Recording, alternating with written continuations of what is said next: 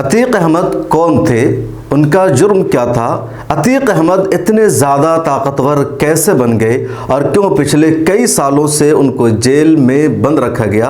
अतीक अहमद ने अपने सियासी सफ़र का आगाज़ कब किया और जिस तरह मीडिया में दिखाया जा रहा है कि अतीक अहमद एक माफिया था, एक गुंडा था, एक किलर था और समाज में उसने ताना बाना मुंतशिर कर रखा था। क्या है इन सब की सच्चाई, इस वीडियो में जानने की कोशिश करेंगे।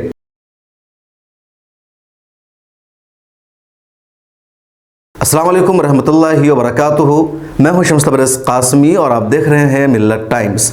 अतीक अहमद का ताल्लुक़ उत्तर प्रदेश के इलाहाबाद से था, जिसका नया नाम प्रयागराज कर दिया गया है। अतीक अहमद के वालिद तांगा चलाते थे और उनका नाम था फिरोज़ अहमद।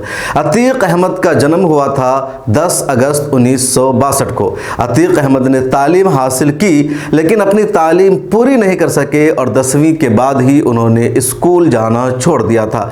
अतीक अहमद के बारे में कहा जाता था कि एक गुंडा है, ये लुटेरा है, ये लोगों को तकलीफ पहुंचाने का काम करता है, लेकिन किसी के पास कोई सबूत उस वक्त तक नहीं था।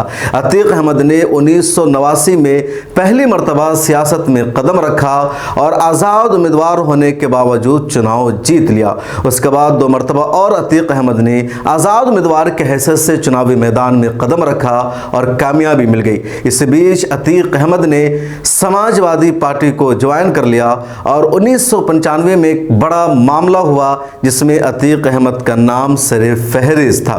अतीक अहमद ने 5 मरतबा इलाहाबाद वेस्ट से विधानसभा का चुनाव लड़ा और 5 मरतबा कामयाबी मिली।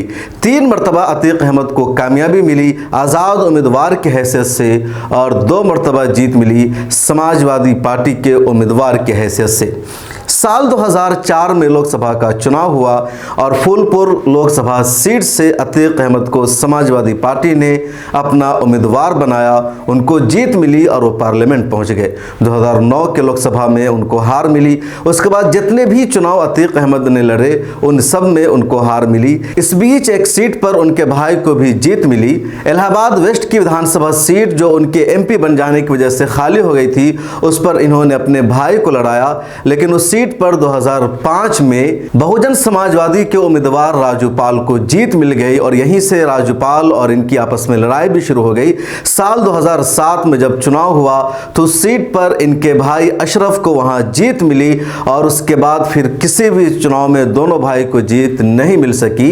साल 2017 में इलाहाबाद हाई कोर्ट ने अतीक अहमद की तमाम जमानत को कैंसिल कर दिया, खारिज कर दिया और फौरन गिरफ्तार करके जेल में बंद करने के लिए कहा और उस वक्त यानी साल 2017 से अब तक लगातार अतीक अहमद जेल में ही बंद थे। इस बीच यानी जेल में रहते हुए भी कई चुनाव में उन्होंने किस्मत आजमाने की कोशिश की लेकिन कामयाबी नहीं मिल सकी। अतीक अहमद पर तकरीबन 50 से ज़्यादा केसेस दर्ज थे, लेकिन सबसे पहला केस उन पर मर्डर का 1997 में दर्ज हुआ था। उसके बाद 1995 के लखनऊ गेस्ट हाउस कांड में सबसे ज़्यादा नाम उभर कर आया अतीक अहमद का। क्या हुआ था जरा उसको भी जान लीजिए। 1995 में उत्तर प्रदेश में सरकार थी समाजवादी पार्टी और बहुजन समाजवादी पार्टी की मुश्तरका तौर पर। इस बीच बहुजन समाजवादी पार्टी के संस्थापक और फाउंडर कांशीराम समाजवादी पार्टी से अपना समर्थक वापस लेना चाहते थे। चीफ मिनिस्टर थे मुलायम सिंह यादव। उन्होंने बीजेपी के नेताओं से भी बातचीत की कांशीराम ने कि कैसे किया जाए। मायावती को मुख्यमंत्री बनाने की बातचीत हो रही थी। उसी दौरान लखनऊ के गेस्ट हाउस में मायावती BSP के MLAs और विधायकों के साथ एक मीटिंग कर रही थी। तभी समाजवादी के विधायक उस गेस्ट हाउस में पहुंचते हैं और फिर हिंसा शुरू हो जाती है, वायलेंस होता है, आपस में मारपीट होती है, कई सारे विधायक जख्मी हो जाते हैं। इस पूरे मामले में समाजवादी पार्टी के कई सारे विधायकों को गिरफ्तार किया गया, उन पर केस दर्ज किया गया, लेकिन सबसे बड़ा इसका जो मुलजिम बनाया गया वो अतीक अहमद को, उन पर सबसे ज़्यादा इल्ज़ाम लगाया गया और उसी के बाद से मायावती ने उनको अपने निशाने पर लगाया। जब अगली बार मायावती की सरकार बनी उत्तर प्रदेश में, यानी साल 2007 के बाद, तो मायावती ने अतीक अहमद के खिलाफ शिकंजा कसना शुरू कर दिया। अतीक अहमद को गिरफ्तार करके जेल में बंद रखा।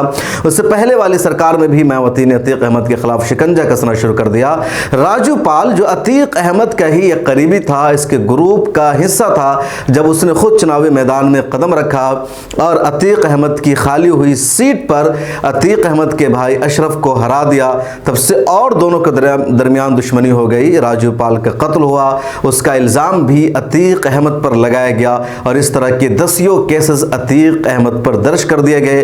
और आखिर में फिर 15 अप्रैल 2023 को जब अतीक अहमद पुलिस की कस्टडी में थे, पुलिस के सामने, मीडिया के सामने लाइव टेलीकास्ट के दौरान 3 हमलावरों ने अतीक अहमद को गोलियों से भून दिया और इस तरह अतीक अहमद की ज़िंदगी का खात्मा हो गया। यह थी अतीक अहमद की पूरी कहानी। अगर आप इसको YouTube पर देख रहे हैं तो सब्सक्राइब कर लीजिए, फेसबुक पर देख रहे हैं तो पेज को फॉलो कीजिए। मिल्लत टाइम्स को आपकी ज़रूरत है, हमारी आप माली मदद करें।